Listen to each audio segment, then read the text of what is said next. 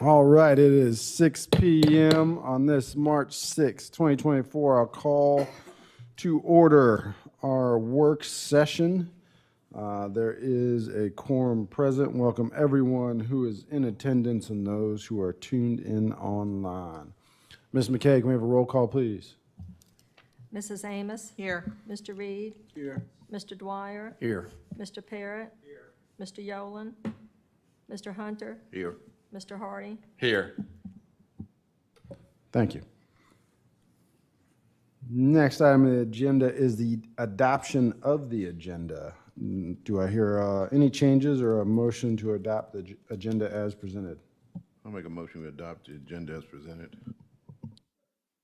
Motion and second. All in favor? Aye. Those opposed? Ayes have it. Next up, declaration of personal interest. If anyone has a declaration of personal interest regarding the items on the agenda, now would be that time to declare. Not hearing any, we will move to the next item, which is the finance report. The monthly finance report provided by Ms. Julie Moore. Good evening. You have the January charts and reports in front of you, and this is our 7th month in the fiscal year 24 budget.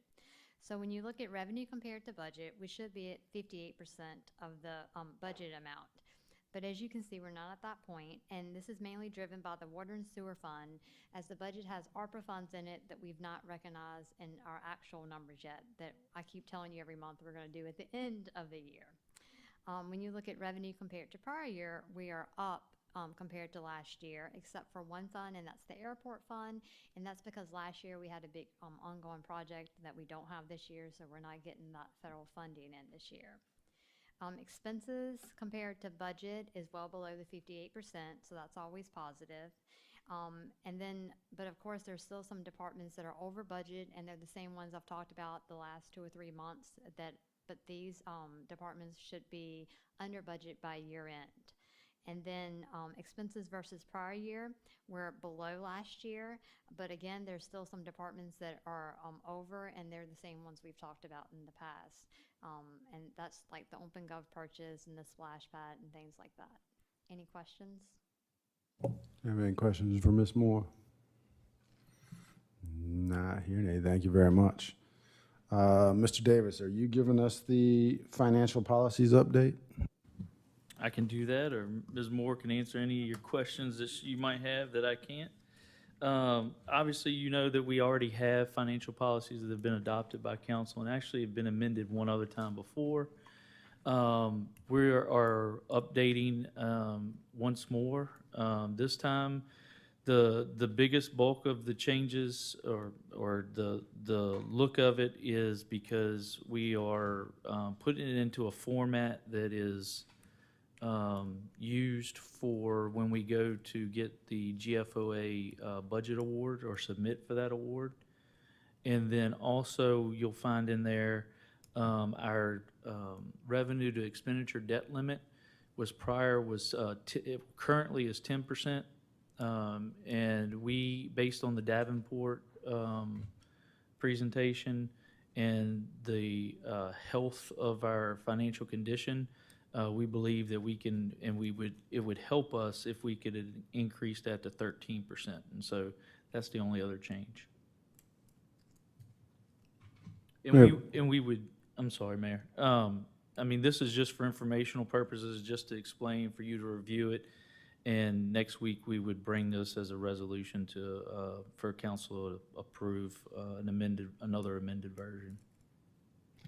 Do we have any questions for Mr. Davis on the financial policies update? Did you highlight those changes? No, because it's in a whole different format than the previous.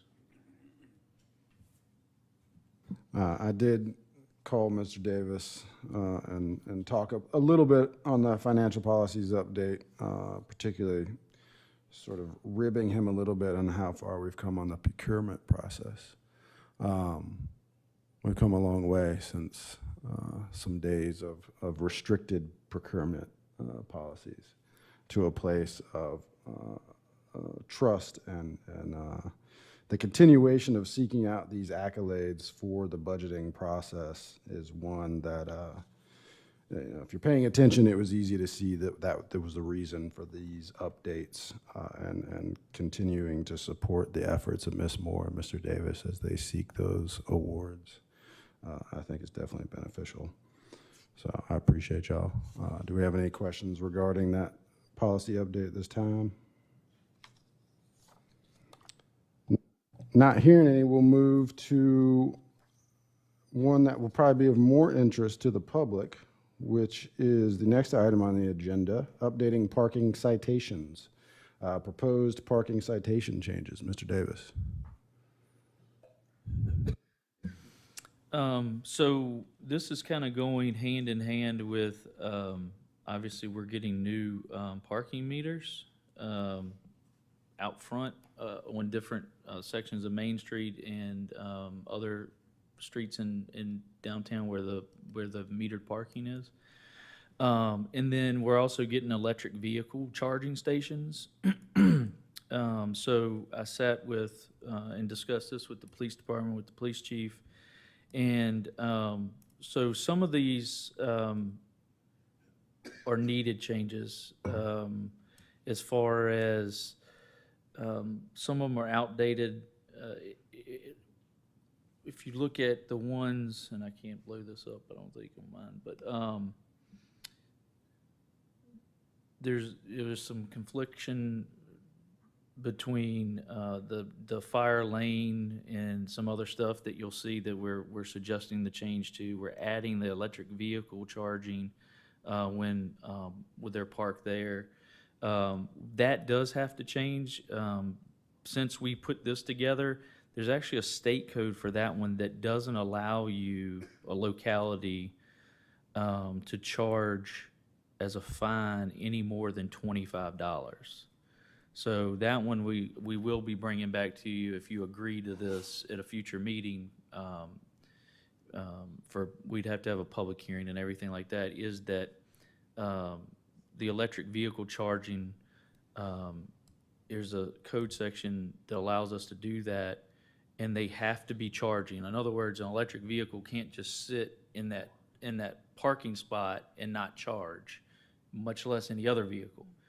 But the state says you can only put a fine up to $25.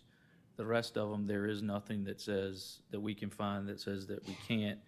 The reason for going to 50, the suggestion to you all for these other violations is the fact that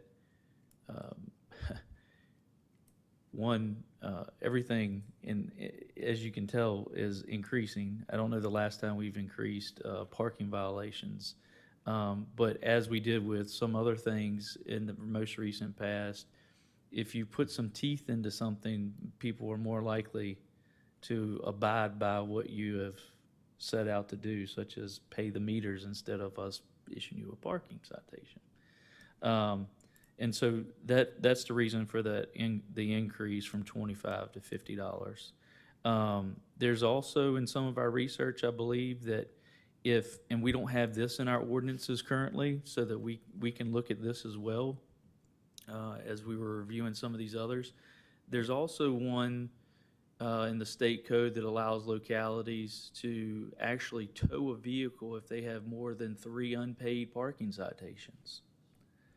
And then the person would have to pay us before they can go pay the tow company those fines.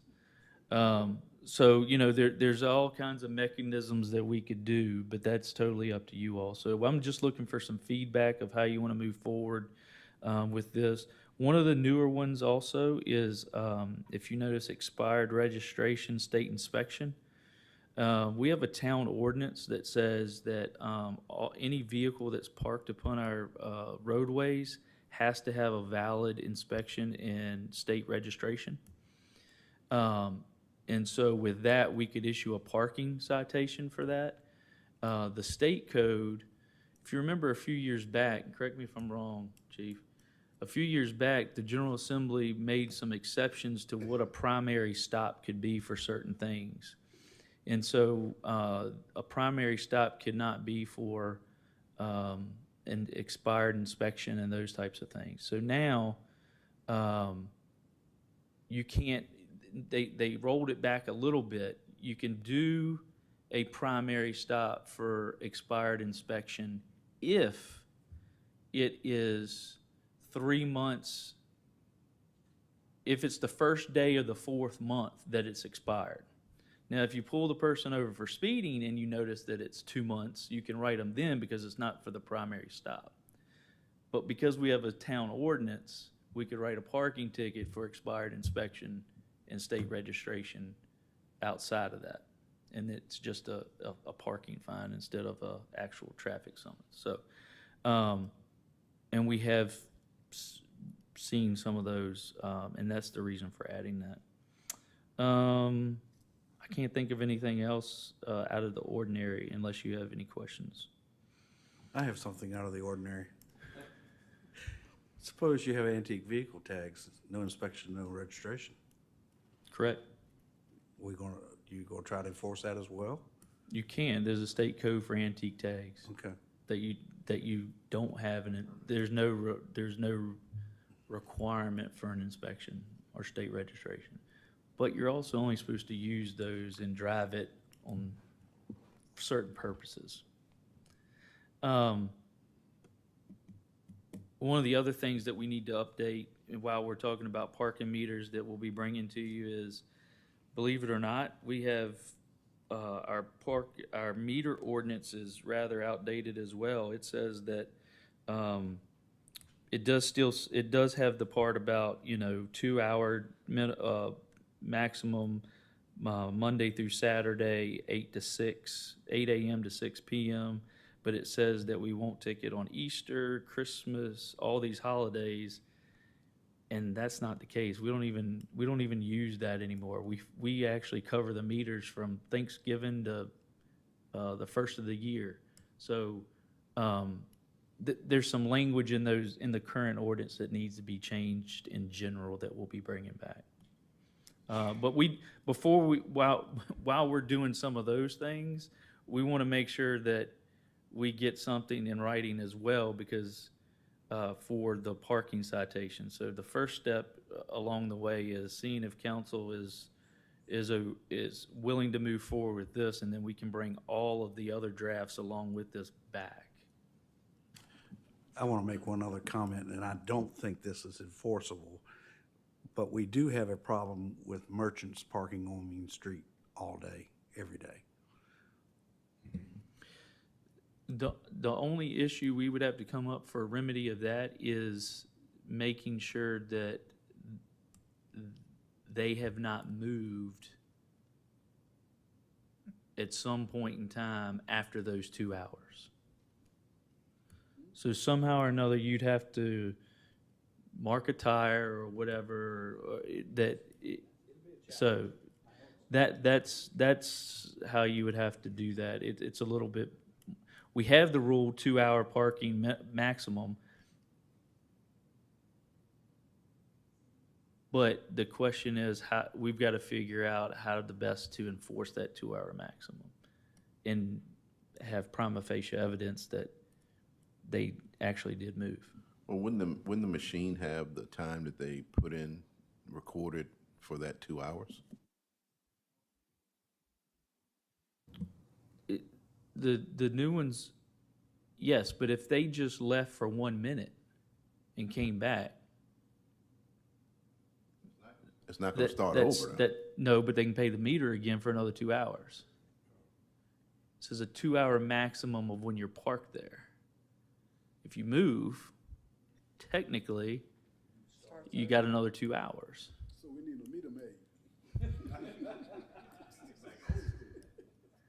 Well, it's also gonna, you're gonna have to spend a little bit more money to park there all day than you have previously with the new meters. Yeah. I mean, $1 an hour, it's a little more than 25 cents for 30 minutes. I would like to think maybe with our camera systems that if it really became a real problem, we could possibly review it if it came to that push.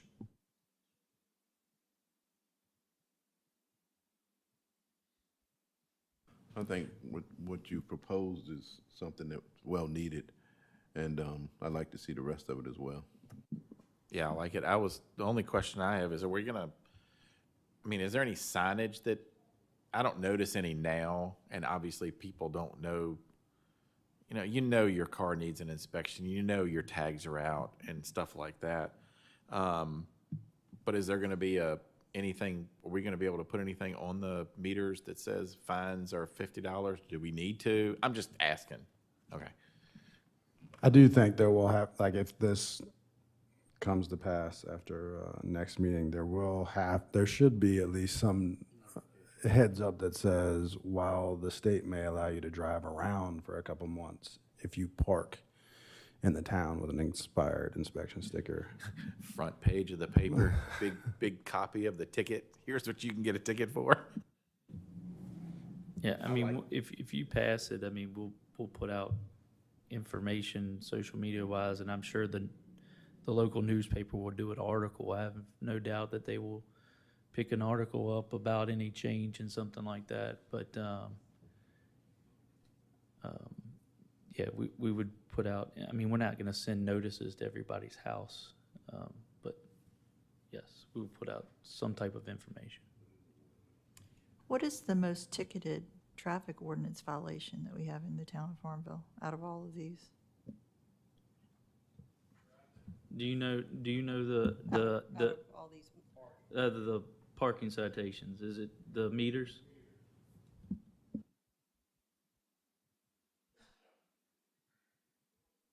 Let me ask you this: when we're doing the ordinance, and I know this is getting a little more aggressive, do you want the one where if you owe more than 3, that we tow the vehicle? I mean, you've got some people that I can tell you, and the chief can too, that park on Main Street and they get multiple tickets and they still owe. And I think if they got, it would make, I'm not saying we have to do it. I mean, we look at it, but. Can we make it 4 or 5 or something like that? Would that be a little more palatable for everybody? Yeah, 3. Okay, I'm just asking. I mean, the minimum is 3 by the state code. It's got to be 3 or more. I find that hard to believe that we do have people that do that. Really? Don't pay their parking fines? Oh, Lord, yes. But if they're going up to, after 15 days to $100, and if you have 3, that's $300. So, I mean, that's a real incentive.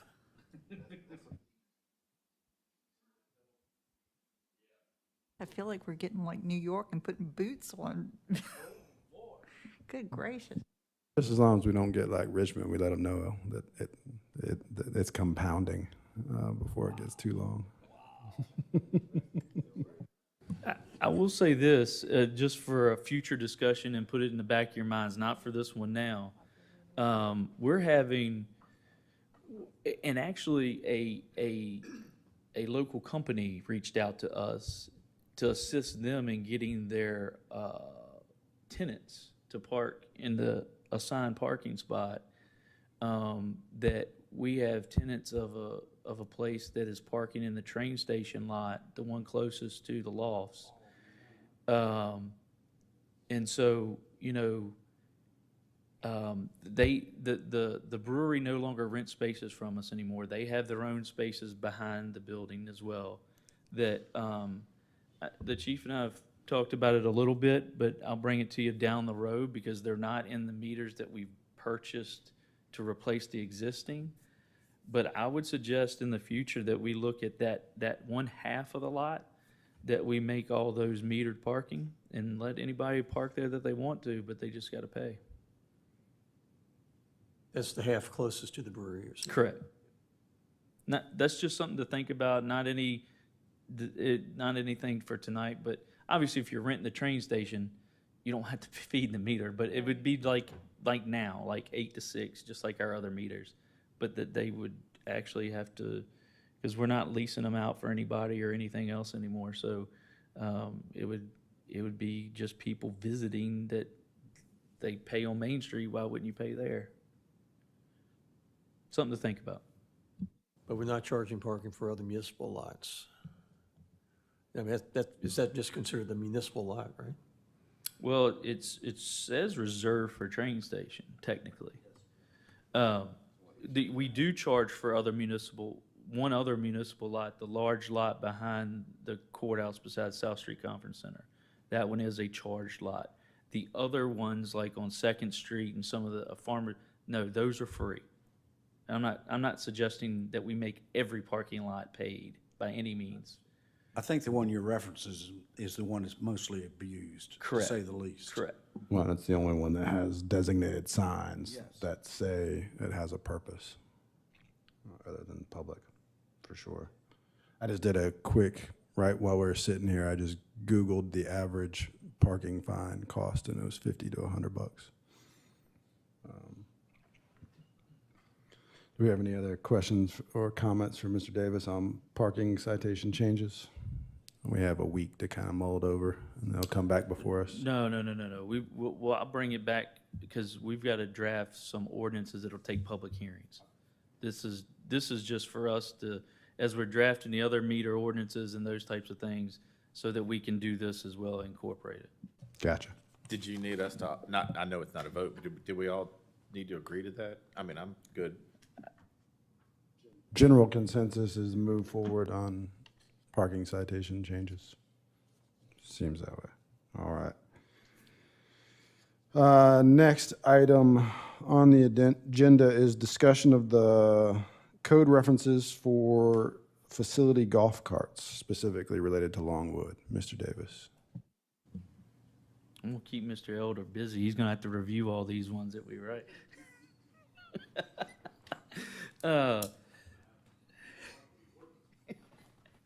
The Longwood University, as you know, is getting ready for completion of their new facilities building that is on 4th Street. And as the campus has become more enclosed for safety purposes of, a lot of campuses used to have streets that were open to the public and you could traverse all through them, and a lot of them have closed because of those safety concerns for easier pedestrian traffic. And when moving the facilities building, their facility maintenance building from on campus to off campus, if you will, prior, because some of those roads are closed on campus, they've gone to using golf carts. And so they've requested that, or asked that the town develop an ordinance to allow them to cross with their golf carts to campus from the facilities building. And so in doing some of that research and looking at that, localities are eligible to, and you have it in your packet, designate certain public highways for golf cart and utility vehicle operations. In that, there's a few code sections that you have. There's one that talks about the governing body of a county, city, or town in 46.2.916.2. And then in 916.3, it talks about different limitations of the operation of these. In section B, it says the limitations in subdivision A shall not apply to golf carts and utility vehicles being operated as follows.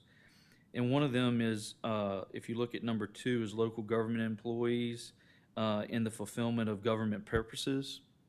And then the third one is actually employees of public and private 2-year, 4-year institutions within the property limits.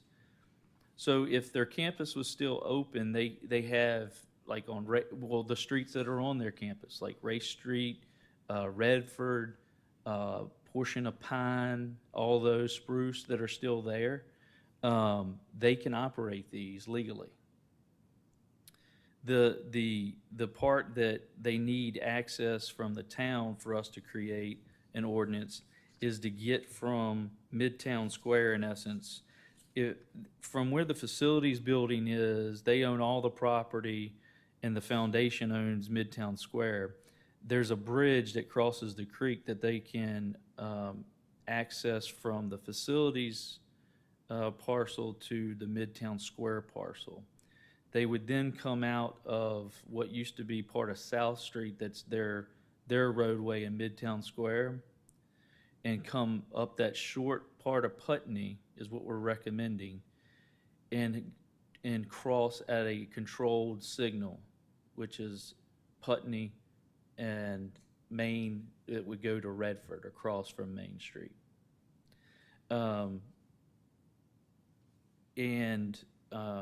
That would be a very short distance. There's different requirements in the code in that it meet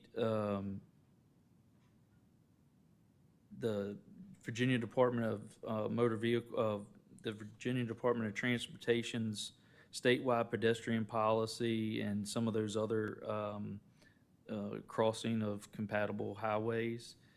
And it does allow these types of vehicles to cross what we define as Main Street, but they would not be traveling across Main Street.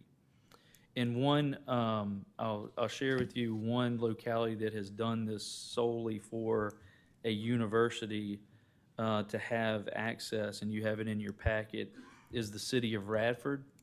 And they've done it for Radford University for university purposes in order to cross. And they actually have defined it.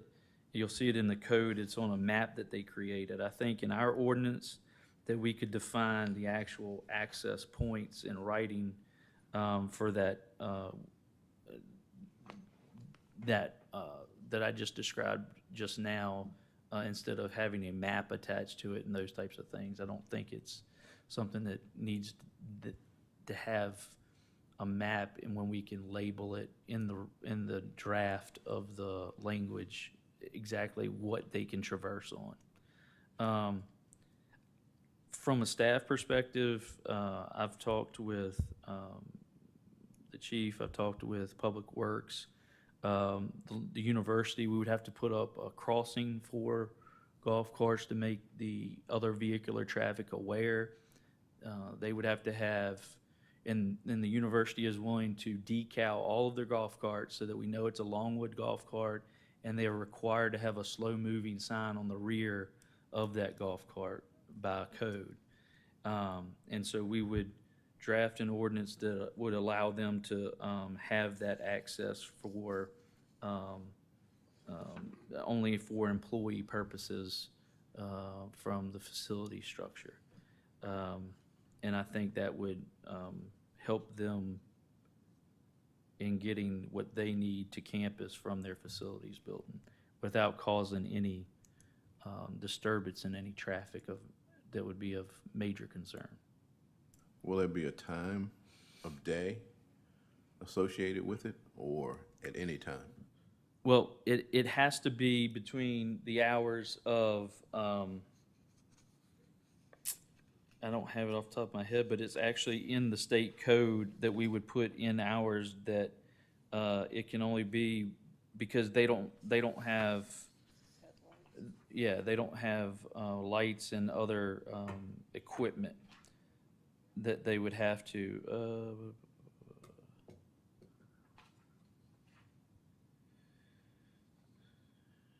While you're looking, I'm making a side comment. If they're going to be crossing our streets, I think they should have lights, brake lights, should have all the amenities. If they cross early in the morning, don't have any markings on them or any type of light features on them, I think it's dangerous. This is just my thoughts. I'd like to hear some other comments as well. I can't find the actual, there is a provision, and it might be on one that I do not have in front of me, but there is one that states a specific time frame that they can operate, and it's only daylight hours.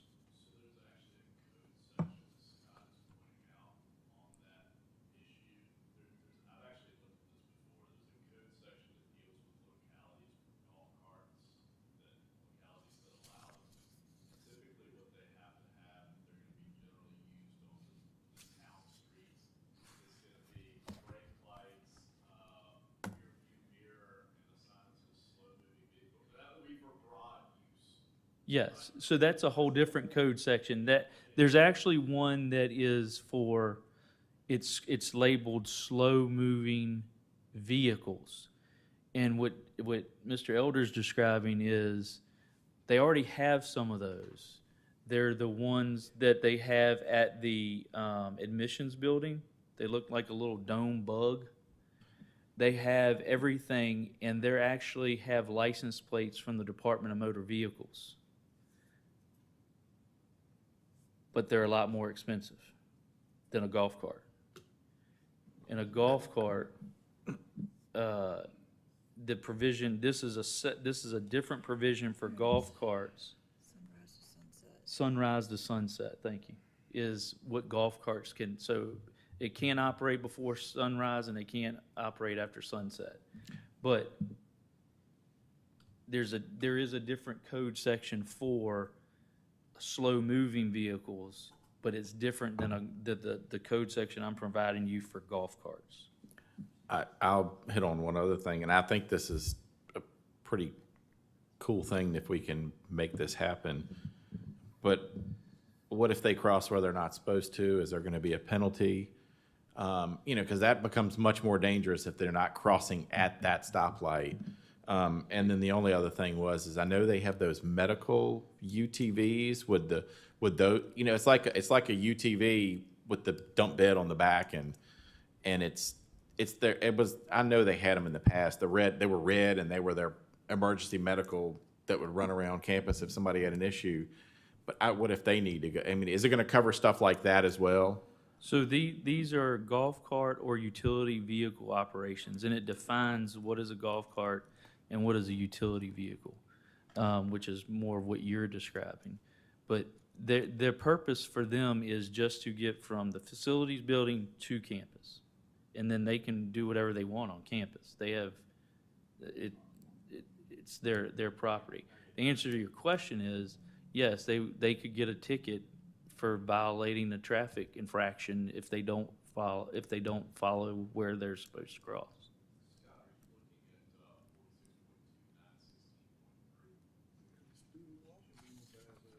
Yes, I have. We are looking at 16.2 and 16.3.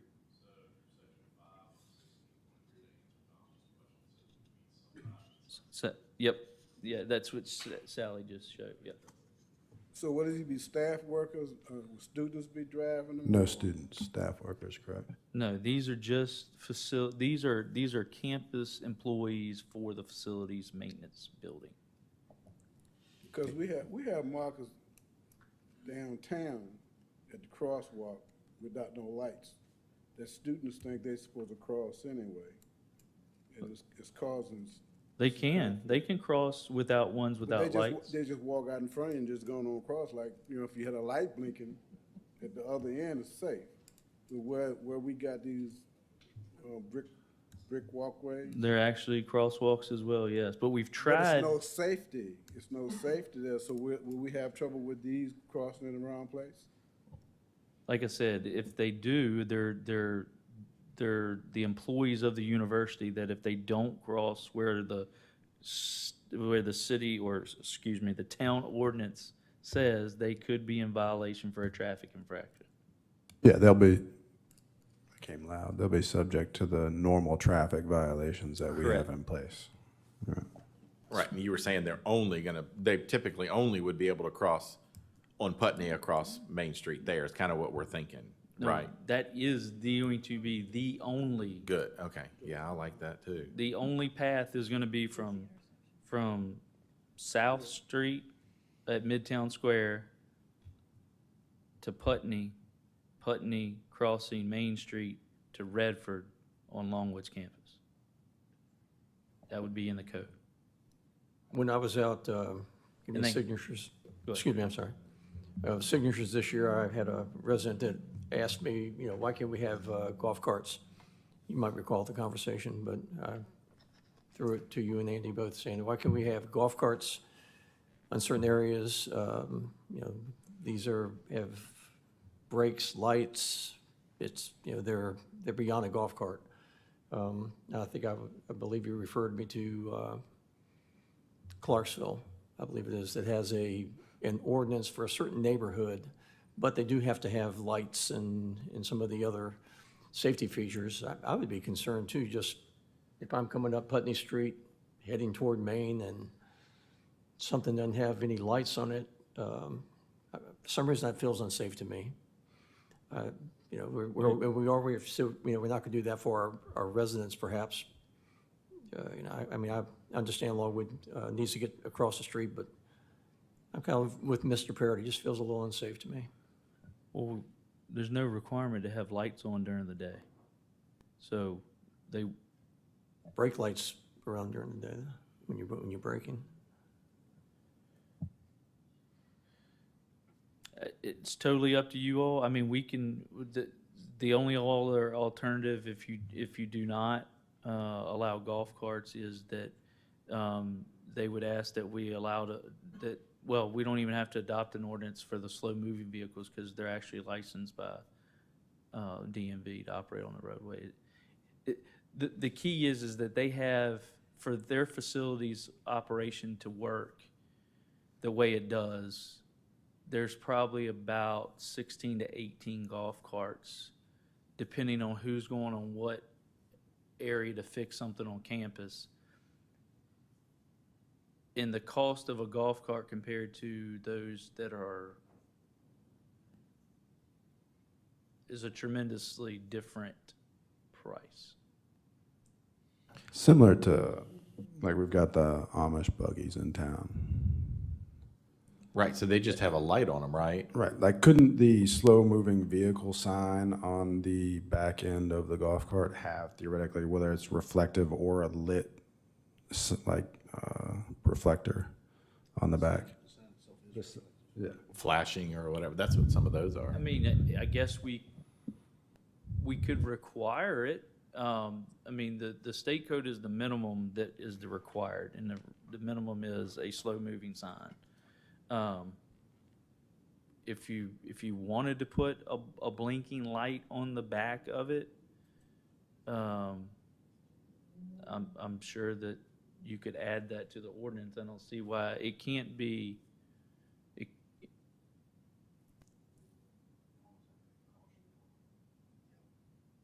That's better than nothing. I thought golf carts were equipped with brake lights. No? No, we're talking about your simple golf cart if you went to play golf at a golf course. I mean, it's, for me, I think about people riding their bikes, and, we don't require them to put blinking lights on the back of their bike. We think it's safe if they do so, right? But, like, in this instance, could we have something that provides a little extra safety? I realize it's only for, theoretically, we're talking about a 100-yard stretch of road. I think once people get acclimated to the fact that it is a change, you will be naturally inclined to be more wary there. But for the time being, having something reflective at the very least on that sign, so that in the early morning hours, folks aren't caught off guard. And the reason that we came up with that area is because it's the most direct route to campus from their facility that they traverse the majority of time on the property that they own. The reason I would not suggest to you all, as Mr. Dwyer brought up about golf carts in general, is because the town of Farmville, I do not think, is the same level of traffic as a place of Clarksville or some of the other places that are listed. It even says in point 3, in towns with population of 2,000 or less, these types of vehicles are conspicuously marked, posted, and can actually traverse those areas. But when you're talking about somebody that wants a golf cart to come from their house on High Street or First Avenue, come down High, that's a whole different amount of traffic to traverse in a golf cart in Main Street with tractor trailer. I mean, I don't even think it would meet the VDOT standards for the amount of traffic pattern for a golf cart to safely traverse that amount of distance. What I This- was referring to was the person who brought it up to me didn't have a standard golf cart. They had a golf cart with lights, turn signals, that type of thing, and we, But it still only goes 25 miles an hour. correct, but that's, My point is the amount where it's going to be traversing is not safe when you've got the amount of traffic that we have. I don't disagree with that. I think that when you open the door, that long we could do something, but perhaps our public, even with something with a better safety features, are denied that could be a concern.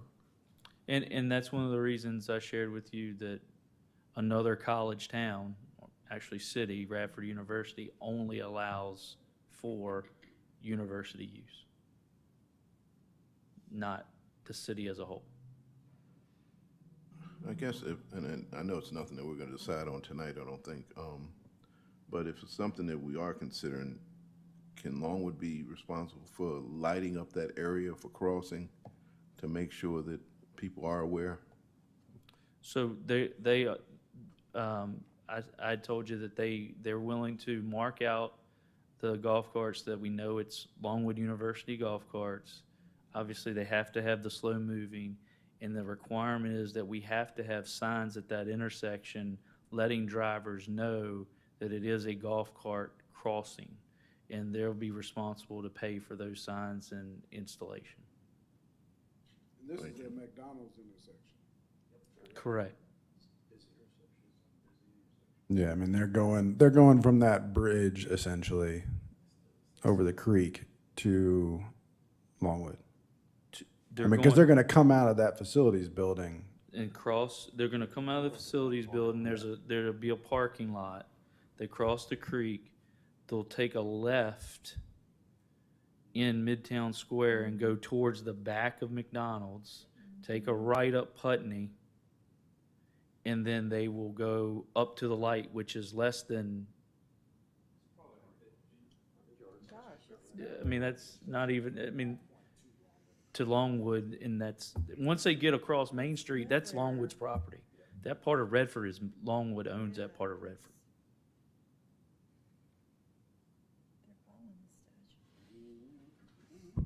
I like Dan and But I Tommy's just need to idea know of the, how. of I the need- lights, I need just to- something. I need to know, I need to know something so we can draft it, or if you.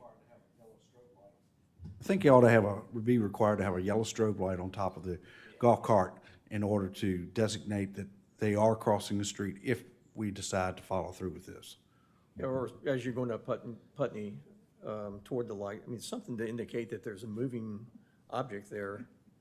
Because it's going to be in the same lane as, it's not going to be a special lane or anything, right? It's going to be right in the same lane as A the vehicle. cars. I agree with that as a minimal, personally.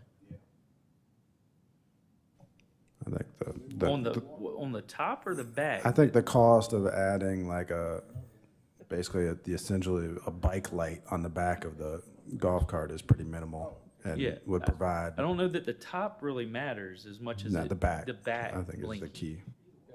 Either or, I think you need to have a strobe light on some sort. So I have no problem with it with the light added. I just need a consensus of There what to seems to- draft. There seems to be a consensus that people want some form of a safety light on the back of the golf cart. Okay.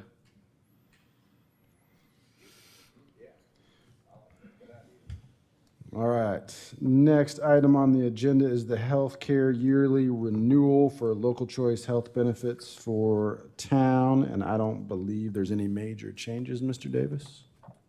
There are no changes. This will be this is more our third year, I believe, of no increase to our health insurance.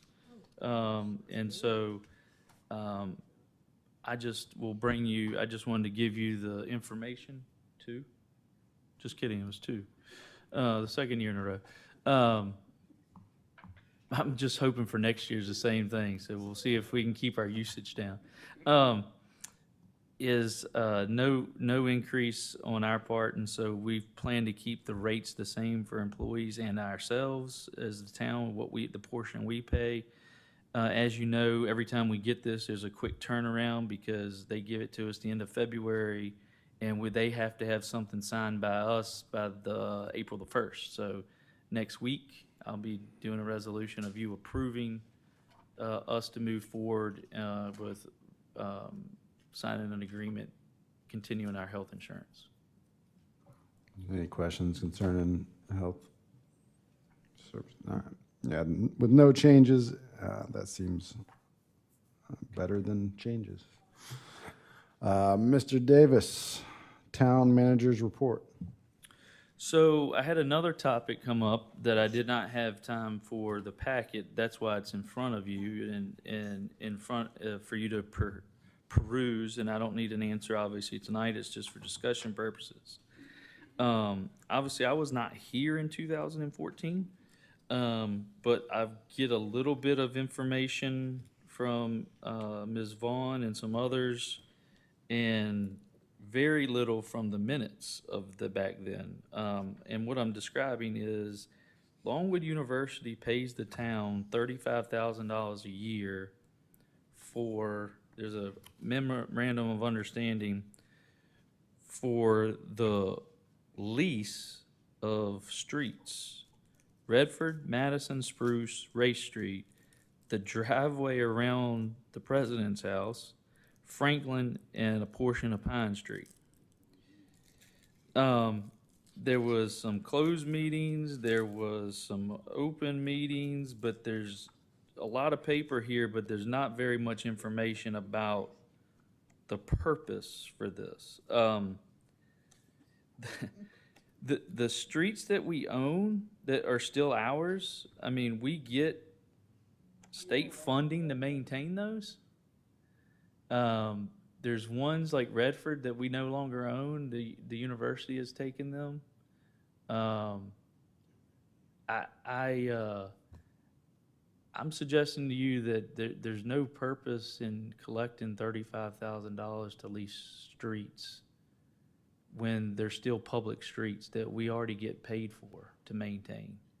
Were they leased for the purpose of parking spaces that were on those streets at the time? I mean, and are all of those spaces gone now? And if they're not, then no, they're still parking spaces. Okay, but they're used by the university because there's no other.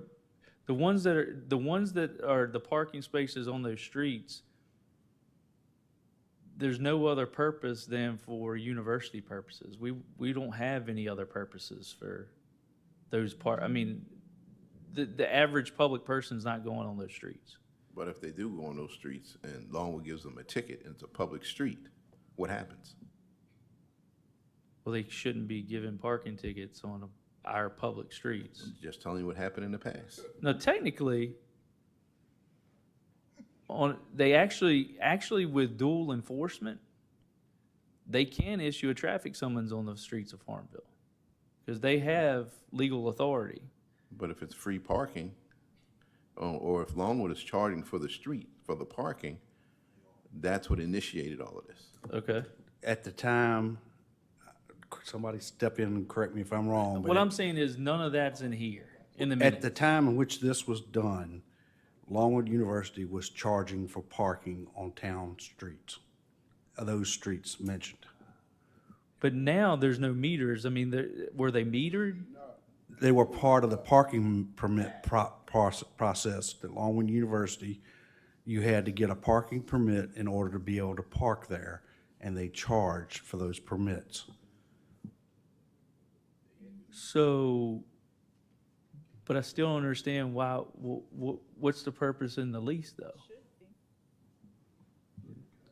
We were trying to get our fair share of the money back from where they were charging students for our parking. and faculty and staff or commuters or? Yeah, But my point is, now that we're 10 years out, right? And we get the money to maintain the streets from the state. And technically, when it snows, the ones that are ours, they actually push. We don't. And so the question is, I mean, I don't know what.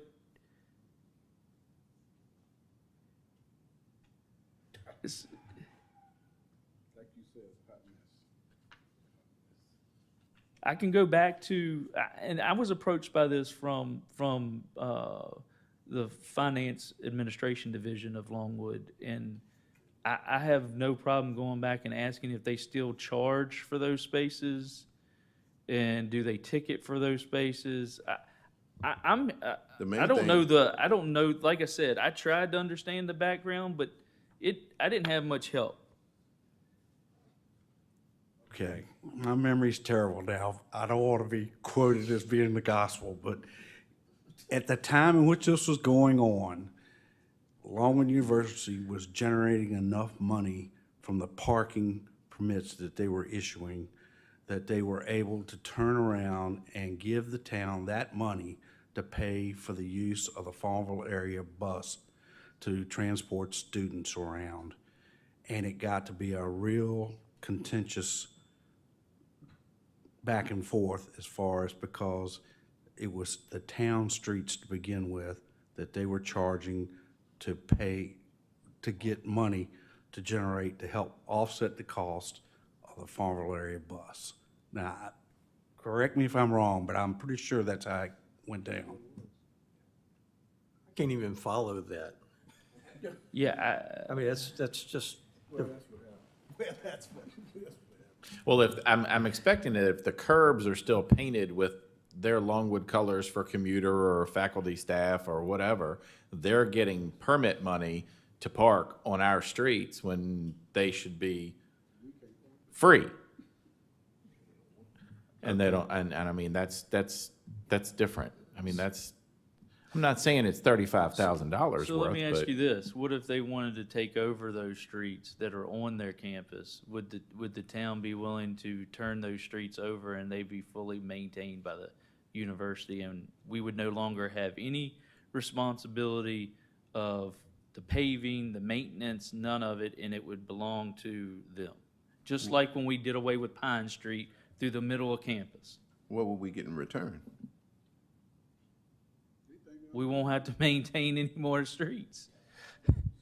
We don't get anything now except street maintenance funds that's supposed to be for those streets to maintain. Well, there are residents there. How would that affect those residents that actually live there? No, I'm not talking about the portion of Race Street that actually is where town residents live. I'm talking about the portion of Race Street that is taken up by campus. And then there's a portion of, they already own Redford. I'm just trying to ask the question of,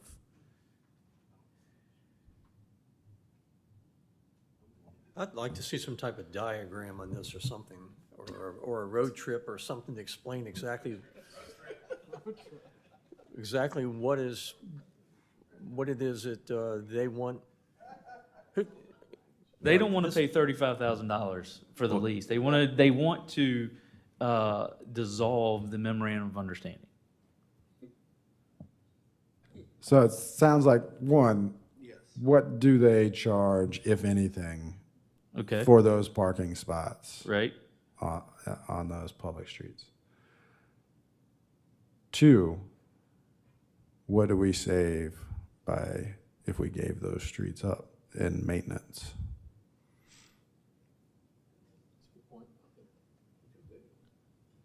Well, but we're saving money in performing the maintenance and the We're cost saving that of now because they're paving. maintaining them, Yeah. paving except for Yeah. that. Well, yeah, currently we are, right. Those seem like the two pertinent questions, at least, that I've heard up here. Right, at this point? That would be useful VDOT information. And how many streets is it? Yeah, a map for us, to Mr. Dwyer's point, we'd at least have a, Well, I mean, it's a portion of Pine, a portion of Franklin.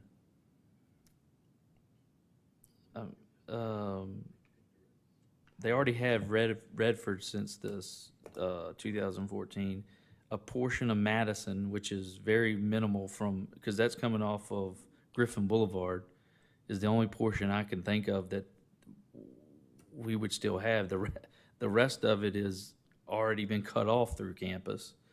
A portion of Ray Street and a portion of Spruce. So the houses on Pine is not residential and all of them are owned by Longwood? The houses on Pine Street?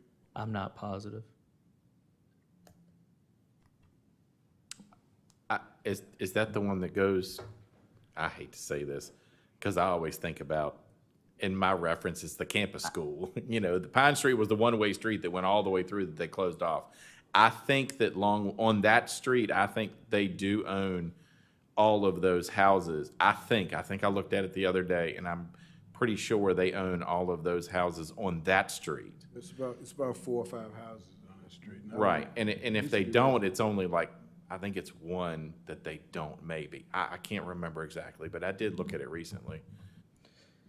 I will ask those and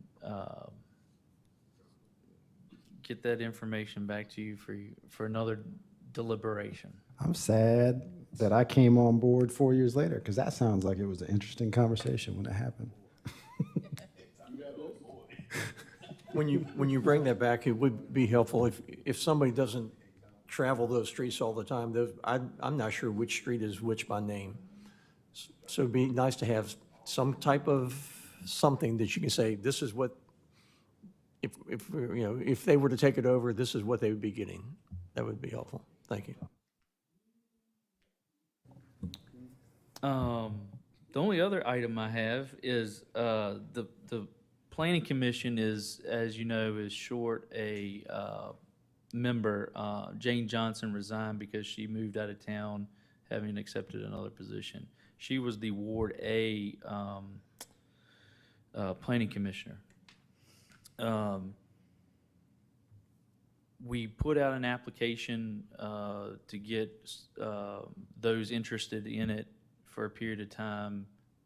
We had 0 apply for Ward A. Since that time, I've had the Ward B representative, Mr. Weiss, who actually lives in Ward A. But at the time, we had an opening in B. We opened it up for people in Ward B. There were no one from Ward B applied. He did, and so we allowed, if no one applies from the ward, we allow someone from outside the ward to fill that seat. So he's asked, and it's on the same term timetable, that since he lives in Ward A, to be moved to, in essence, it'd have to be a reappointment for the Ward A seat since he's actually appointed for Ward B. And then we would advertise for Ward B. If you want me to bring that back to you for next month or next week, I can do that. And then the likelihood of us filling Ward B, I don't know, but we didn't last time. It might have to be another ward again, but it would it would fulfill that because he does live in Ward A and he's willing to do that and offered that. I like the idea of cleaning that up. I do too. And my only question I have is are we required to have them from each ward, or we are? Okay. And then at large, just like kind of like we are here? Okay. So the ordinance is set up that way. It doesn't mean, there's nothing in the state law that says you have to have it that way. But the council the council of the day chose to match it with that of the council makeup. I'm sure we could That find wasn't that a long Ward ago, B. I don't believe. I think that, I mean, just really in the last 2 or 3 years, I think is when that was all set up, if I recall correctly. It's been that way since I got here in 17. It's been that way since I came here in 2017. All right. I stand corrected. So bring in something to us that moves Mr. Weiss to Ward A and then opening up Ward B for applications. 10-4. Anything else for us, Mr. Davis?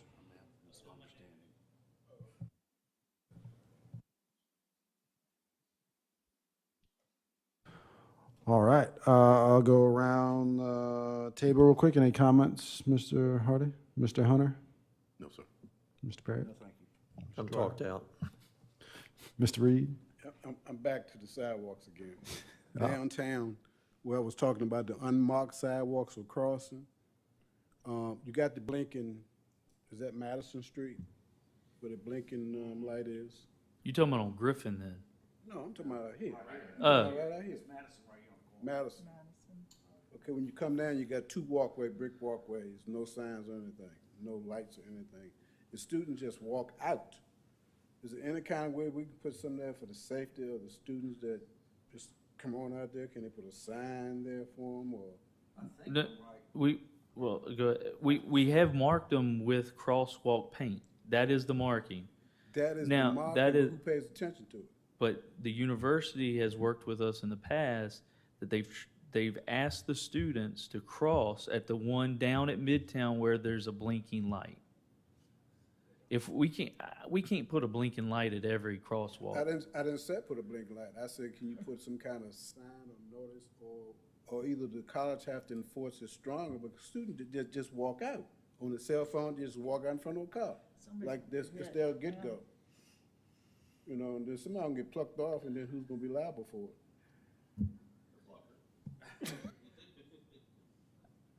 I don't really have I mean, we can put up, I think it's gonna start looking. It's not going to be an easy fix because I understand what Chucky's saying exactly. I've seen it time and time again. The university, my understanding is they do push them to go to the marked area that's flashing. But these kids who live over top of these businesses here, when they come down, if they're directly across from this cut through that goes over to Venable over here, they walk straight across the street. They don't walk all the way down to that and then cross. They just walk straight across. And so I don't think you can stop it other than putting up a fence all the way up and down the sidewalk on each side to corral them to the pedestrian walkway is the Or only either way. ask the college to, notify them again and ask them to enforce it stronger, some kind of way with a letter and see what happens every beginning of the year. If not, I can do that. I notice the kids that make eye contact, if they look, I'll stop for them immediately. But if they don't make eye contact, they don't know you're there, and all they gotta do is look at you. And of course you have to stop. I understand that. Technically, if they're standing there, the law is they have the right of way. You Yep. are supposed to stop. Yep. It's not. They're not supposed to make eye contact with you. You're They just supposed help. to see them coming to the crosswalk and stop. But we have several crosswalks. The problem when this was redone is we have multiple crosswalks instead of a select few. What about putting the little stick in the middle of the road, like by the trail crossing? That is useless. No offense. Why? It just gets run over. We've probably replaced 20 of those. They get run over all the time. Mr. Hunter, They don't. gosh. Those things don't. I feel bad for those little markers out there just taking hits all day long. Yeah, I do. Right, because then that is, it's part and parcel with the environment we find ourselves in, the good and the bad of being a university town. That they do walk out there, So reading then whatever anyway- they're reading, tick-tocking, walking across the crosswalk. I sound So do we- crotchety. Do we have to repaint when the paint starts to dissolve out there? I mean, do we have to repaint where there isn't any signs? We paint them every year. Do we have to? Part of The ones Virginia. that there's no signage is what I'm asking. The university asks us to paint those, to make them defined, so that they are, that we know that they are crosswalks. I'm speaking of where there's no signage and the kids are just walking across. Right. There's no markers there. Like across from the bank, they'll just come out and walk straight out the street. That's what he's talking about. Yeah, but it is marked. If there's a not right painted there. white line on either side of the brick, that's a crosswalk. That delineates a crosswalk legally. I understand that, but what I'm saying is, if the university is telling them not to walk there, why do we have it a crosswalk? Right, next time we pave, do we just forget to put that crosswalk back? Well, we'd have to.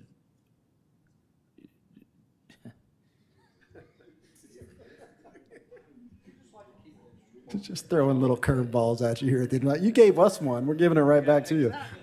If they're telling them not to do it, why do we have it there? That's the point. We can look at our crosswalks and determine which ones are needed or not. Yes. Thank you. Mrs. Amos? I'm good. I don't have anything at this time. Any other comments from council at this time? Not hearing any, I would entertain a motion to adjourn. So moved. Motion and second, all in favor? Those opposed? Ayes have it. Thank you.